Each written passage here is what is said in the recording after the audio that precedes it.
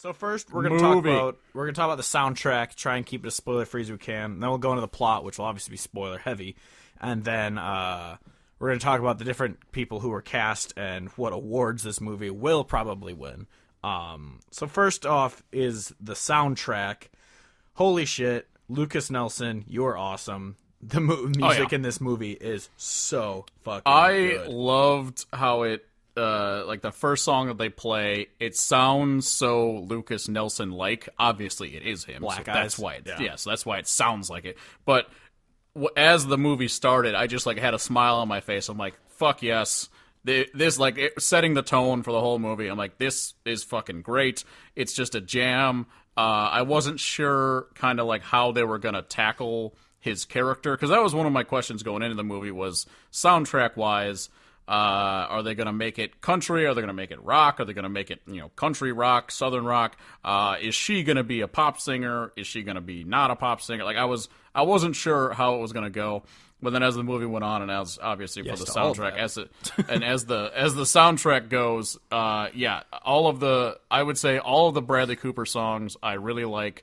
Most of the Lady Gaga songs I like. The ones where she's actually singing pop music. Where she's just Lady Gaga. A spoiler. Yeah, I don't know if that's a spoiler or not, but when she's actually like doing pop music, I'm like, Yeah.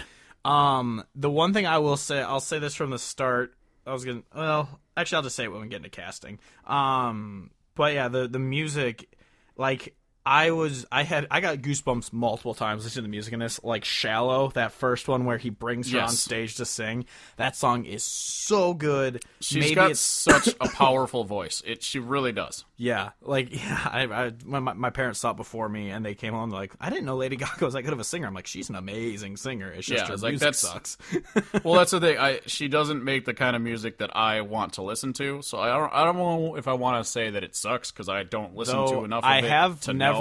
I've never listened to that album she did with Tony Bennett or whatever his name is. She did that classical Frank Sinatra style sounding music with him. Yeah. But I never listened to that album, so I don't know if it's any good. Yeah, but then like Shallow was, like you said, tremendous, but then like Always Remember Us This Way, I thought that song was so fucking good, and like throughout the film I thought about like what that song was saying, and I'm like, oh, that's powerful. Yeah. What a song. And then, of course, at the end, the I'll Never Love Again, which we'll get into with the plot. That song we'll get into with the plot for sure. But so good.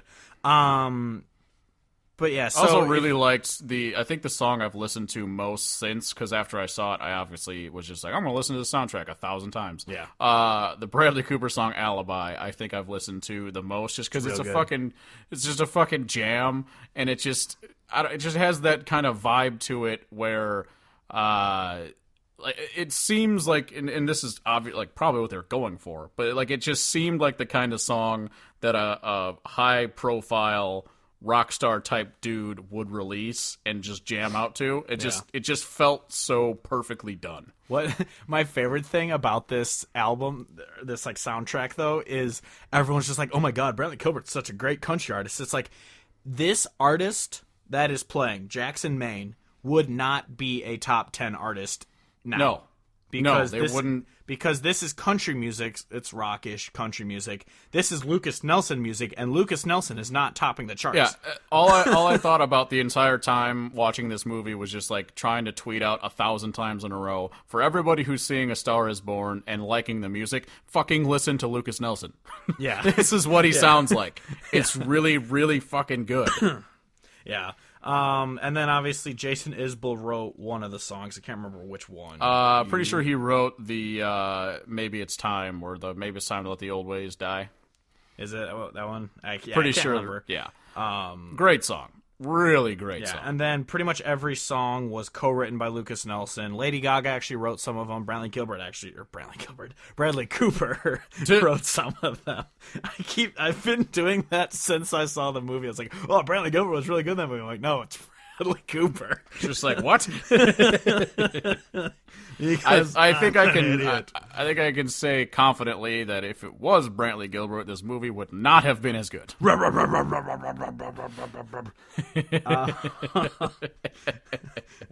No one's ever said I'm a smart man. I am not a smart man. Oh, Dave Cobb wrote "Always Remember Us This Way."